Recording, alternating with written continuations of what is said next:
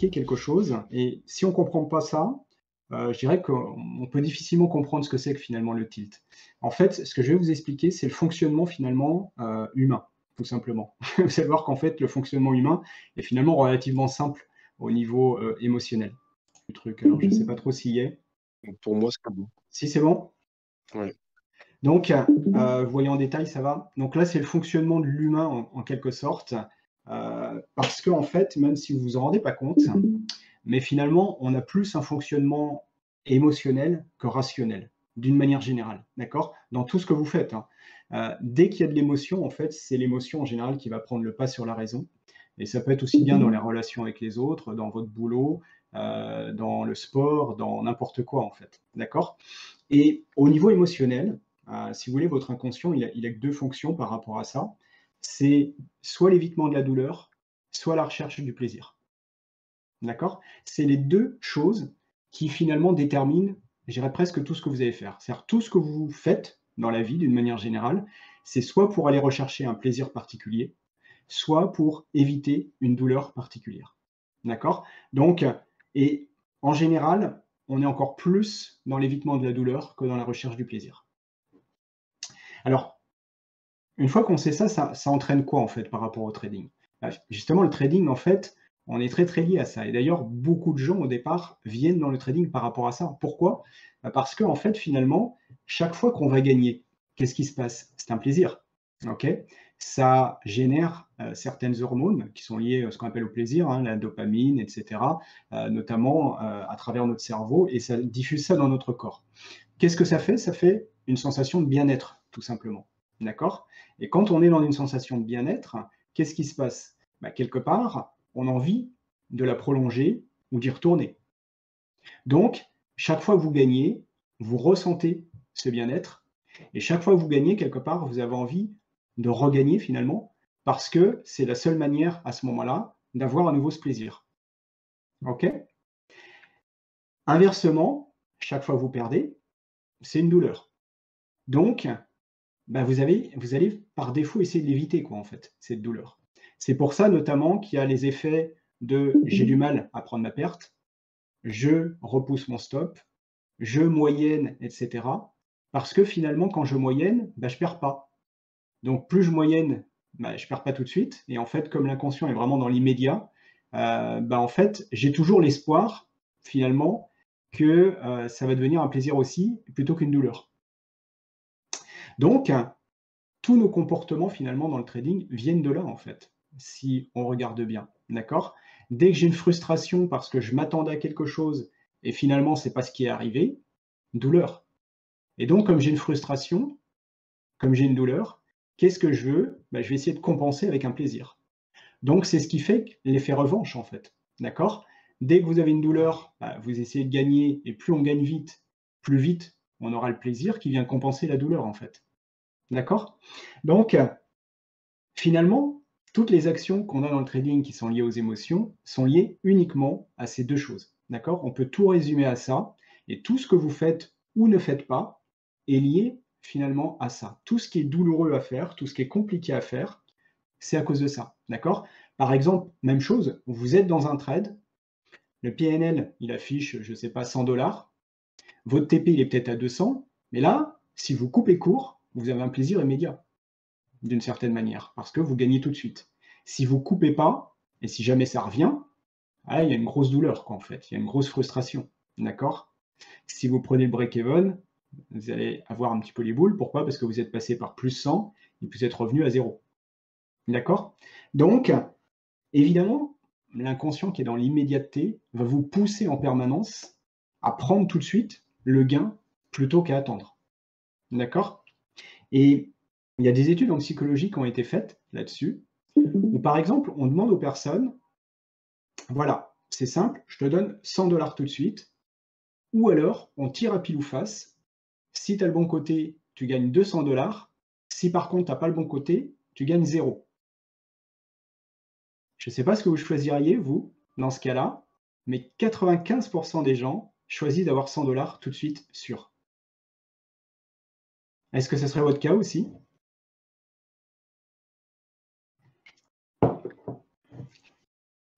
En tout Ouais, cas, oui. Ouais. 95%, hein, donc c'est énorme. Ça veut dire qu'on préfère être sûr d'avoir quelque chose tout de suite, plutôt que plutôt qu'hypothétiquement, effectivement, le double, mais de manière hypothétique, une chance sur 2. Inversement, si à une personne, on lui demande: «Tu perds 100 $ tout de suite ou tu tires à pile ou face et donc si tu as pas le bon côté, tu perds 200 $. Si tu as le bon côté, tu perds 0». Qu'est-ce que font les gens? À 95%, ils choisissent cette fois de tirer la pièce, plutôt que d'être sûr de perdre 100 $. D'accord? Donc c'est exactement ce qui se passe quand on moyenne, en fait. Là, on prend l'hypothèse de ça se retourne et finalement on va gagner, ou au contraire, ça va être pire et on va perdre peut-être le double ou peut-être le triple. D'accord? Donc, c'est là qu'on voit que finalement, tous les fonctionnements qui nous posent problème dans le trading, c'est des fonctionnements finalement naturels en fait de l'être humain. D'accord? C'est pour ça que je dis toujours, et je vous rassure par rapport à ça, quand vous tiltez, ou quand vous avez des comportements comme ça de revanche, quand vous avez des comportements effectivement de moyenner, de ne pas prendre le stop, etc., bah, finalement, vous êtes juste humain, quoi, en fait. D'accord? Vous avez des émotions, vous êtes humain, vous avez un fonctionnement normal, en fait, à ce moment-là.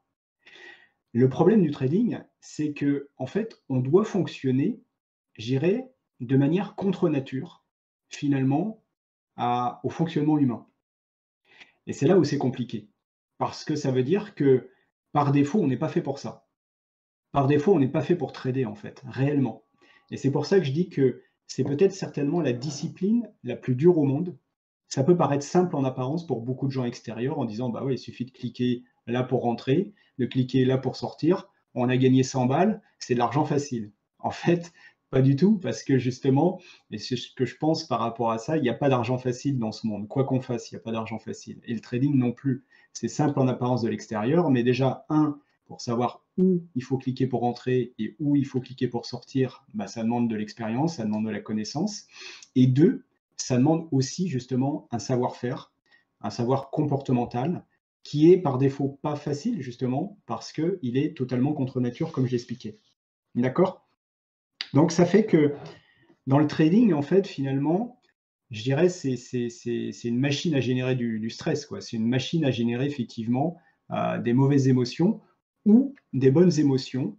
Mais le problème, c'est que justement, plus on a tendance à être émotionnel d'une manière générale, déjà au départ, on n'est pas tous égaux par rapport à ça, on n'est pas tous surtout conditionnés de la même façon non plus. Il y a des gens qui sont plus sensibles que d'autres au niveau émotionnel, il y a des gens qui sont plus flegmatiques, on va dire, que d'autres déjà à la base. Vous savez, c'est un peu le flemme britannique. Il y en a des gens, bon, voilà, c'est un peu imperturbable, quoi qu'il arrive. Et puis il y en a d'autres qui sont beaucoup plus sensibles. Déjà par rapport à ça, on ne va pas être sur un pied d'égalité, parce que celui qui est plus émotionnel, ça veut dire que le trading va beaucoup plus le travailler, évidemment. D'accord? Ça ne veut pas dire qu'il ne pourra pas y arriver, mais ça veut dire qu'il va falloir qu'il fasse un gros travail par rapport à ça, parce que tout pendant qu'il est comme ça va être compliqué. Ça, c'est une évidence. D'accord? Donc, on doit arriver en trading à un niveau où c'est vrai qu'il y en a souvent qui me disent bah, j'aimerais être un robot en fait, j'aimerais ne pas avoir d'émotion. C'est pas complètement faux quelque part parce que c'est vrai que moi ce que je dis parfois, l'émotionnel n'a pas sa place en trading en fait, finalement. D'accord? Il ne faut pas traiter dans un mode émotionnel, il faut trader dans un mode rationnel quoi en fait. Il faut réfléchir. Il ne faut pas effectivement trader de manière impulsive quoi en fait. Ok? On pourrait parler d'intuition, mais c'est encore une autre chose, j'aborderai pas ça aujourd'hui. Mais en tout cas, trader émotionnellement, non. Pourquoi? Parce que quand on passe par justement l'ascenseur émotionnel de la perte, du gain, de la douleur et du plaisir, bah, en fait, on va être ballotté par ça, on va effectivement agir par rapport à ça, avoir un comportement uniquement émotionnel. Et le trading émotionnel, bah, ça marche pas, quoi, en fait. En général, au contraire, vous allez atteindre un résultat pourri, quoi, évidemment. D'accord? Donc, j'espère que vous avez bien compris ça, mais ça, c'est super important parce qu'en fait, à la fois, une fois que vous avez compris ça, vous comprendrez aussi parfois d'autres choses dans votre vie d'ailleurs, pourquoi vous faites certaines choses ou pourquoi vous ne faites pas certaines choses. Parce que après, derrière, ce qu'il faut comprendre par rapport à ça, ça va être aussi une question d'association en fait. À quoi on associe de la douleur? À quoi on associe du plaisir? D'accord? Parce que finalement, on va se rendre compte que on n'est pas tous formatés finalement de la même façon. On n'est pas tous conditionnés de la même façon. À quoi on associe du plaisir et à quoi on associe de la douleur. Alors, en général, pour le gain et la perte, je dirais on fonctionne quasi tous pareil. Par défaut, on est tous conditionnés à éviter la perte et on est tous conditionnés à rechercher le gain. D'accord? Et ça, bien avant de faire du trading, évidemment, puisque, en fait, depuis tout petit, on est conditionné comme ça dans la vie. D'accord? On est dans un monde par défaut de compétition. Donc, où gagner apporte quelque chose et permet de posséder des choses et d'avoir des choses, d'avoir un statut, d'avoir un certain pouvoir, etc. Et perdre, au contraire, nous met un petit peu, je dirais, au banc de la société, parce que quand vous voyez effectivement comment fonctionne la société de manière générale, comment on est éduqué de manière générale, eh bien, en fait, on est éduqué pour surtout éviter la perte, éviter de perdre, éviter d'être dernier en permanence, ok? Que ça soit déjà dans votre éducation, certainement, mais que ça soit aussi à l'école, d'accord? À l'école, par défaut, celui qui a les plus mauvaises notes, c'est pas effectivement celui qui est le mieux vu. Celui qui a les meilleures notes, effectivement, il est mieux vu. Ok? Celui qui est le plus fort aussi dans la cour d'école, enfin, etc. C'est-à-dire qu'il y a toujours une notion de compétition, de comparaison, et qui fait que, en fonction justement de nos résultats, en fonction de ce qu'on fait, on va être placé à un endroit, on va être placé à un autre, quoi, en fait. D'accord? On va être considéré d'une certaine façon, ou on va être considéré d'une autre. Donc, à partir de là, dès le départ, on va associer toute façon à la perte de la douleur au gain du plaisir. D'accord? Ça, c'est inévitable de la manière dont on est éduqué, la manière dont tout simplement fonctionne le système, hein, que ce soit à l'école, que ce soit en entreprise, que ce soit dans le sport, c'est partout, en fait. D'accord? Donc, c'est pour ça que quand on arrive sur le trading, en fait, on est mal conditionné, en quelque sorte. En tout cas, on est mal conditionné pour faire du trading. D'accord? Donc, ça veut dire quoi? Ça veut dire que si on veut plus tilter, si quelque part on veut régler les problèmes qu'on a dans le trading, ça veut dire qu'il va falloir changer ce qui se passe dans notre tête. Si on ne change pas ça, on peut difficilement changer notre comportement. Pourquoi? Parce qu'en fait, on est toujours en lutte contre soi-même. D'accord? C'est-à-dire qu'on a des émotions qu'on essaye quelque part de réfréner, contre lesquelles on essaye de lutter. Et ça, effectivement, ça ne marche pas. Ou ça marche très peu. D'accord? Parce que dès que ça atteint un certain stade émotionnel, en fait, on se laisse totalement embarquer là-dedans et finalement, on ne maîtrise plus rien et c'est le principe du tilt. OK? Donc, c'est pour ça que fondamentalement, si vous ne voulez pas être dans la partie tilt, il faut changer tout ce qui se passe en nous finalement, dans nos associations au niveau émotionnel. Alors, il faut savoir une chose, c'est que ce qui fait qu'à un moment donné, on va sur le côté encore plus désespéré, où on est prêt à cramer son compte et à faire n'importe quoi, c'est une question d'intensité émotionnelle, tout simplement. C'est qu'à un moment donné, vous savez, un peu comme les personnes, par exemple, qui se suicident, hein, dans l'extrême, c'est ça, quoi, en fait. C'est qu'à un moment donné, ce qu'ils vivent, c'est tellement douloureux pour eux qu'ils sont prêts à faire n'importe quoi pour en sortir, en fait. Leur seule intention à ce moment-là, évidemment, ils ne pensent plus aux autres, ils ne pensent plus à personne. Pourquoi? Parce qu'en fait, ils sont centrés sur leur douleur et la seule chose qu'ils veulent faire, c'est sortir de la douleur. D'accord? Et pour sortir de la douleur, à un moment donné, c'est la seule solution qu'ils voient possible. D'accord? Et c'est pour ça qu'effectivement, d'une manière ou d'une autre, ils veulent que ça s'arrête. Nous, en fait, on peut avoir un peu ce comportement-là à un moment donné, quand on crame son compte, justement, c'est que on est prêt à faire n'importe quoi du moment que ça s'arrête. Et donc, que ça s'arrête parce qu'on a cramé le compte ou que ça s'arrête parce que ça s'est reparti de l'autre côté et on met un maximum de lot, peu importe, c'est quitte ou double. Eh bien, c'est un peu cette notion de quitte ou double, c'est ça en fait. C'est que soit quelque part on crame le compte, on tue le compte, ou soit finalement on revit, entre guillemets, on a une seconde vie, quoi. Ok? Alors, qu'est-ce qu'on va pouvoir trouver par rapport à ça pour ne pas rentrer dans ces comportements de tilt, mais je dirais d'une manière générale pour régler le problème des émotions? Parce que le tilt n'est qu'une partie, entre guillemets, émergée de l'iceberg.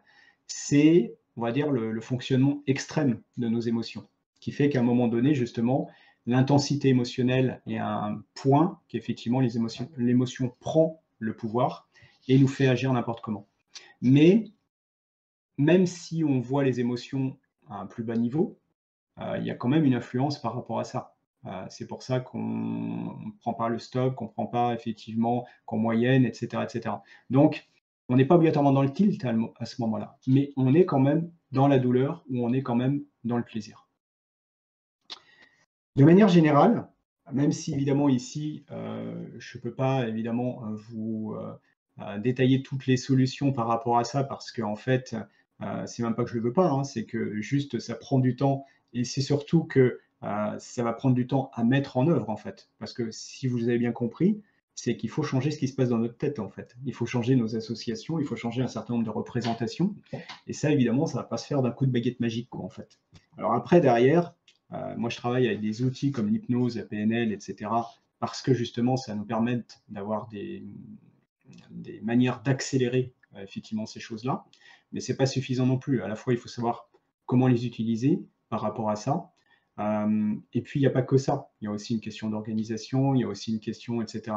C'est-à-dire que tout ce qui va vous permettre d'être moins dans l'émotionnel, tout ce qui va vous permettre d'être plus dans le rationnel, tout ce qui va vous permettre effectivement de couper aussi dès qu'il y a de l'émotion, pour que justement pas laisser se rentrer dans la spirale, quoi, en fait. D'accord?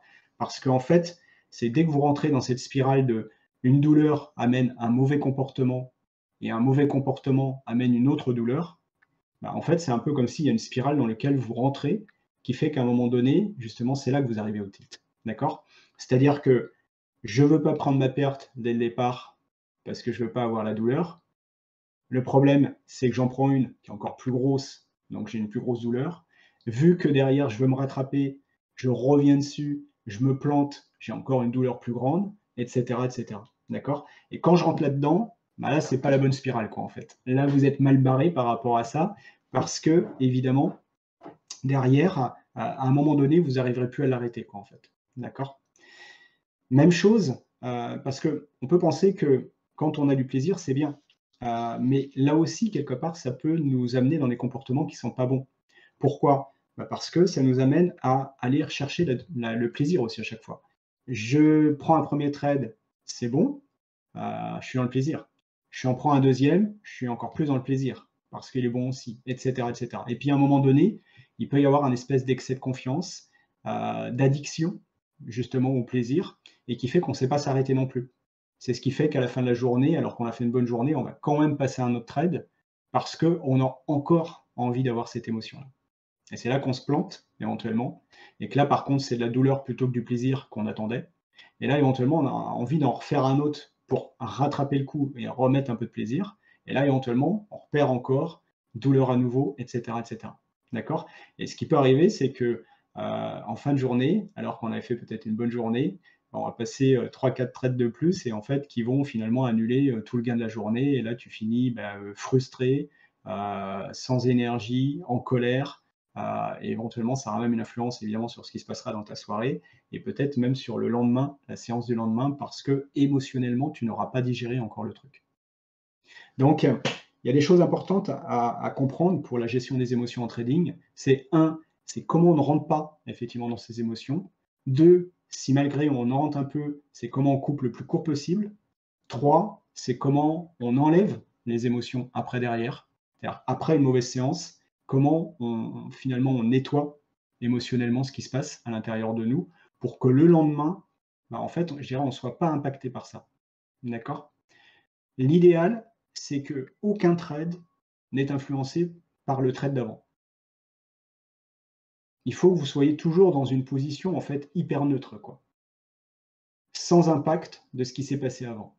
Si vous êtes dans l'impact de ce qui s'est passé avant, obligatoirement, quelque part, ça va venir changer votre vision des choses, changer vos comportements, et donc peut-être prendre ou pas prendre un trade à cause de ça. Et donc, ça va changer évidemment le résultat. OK? Donc, c'est pour ça que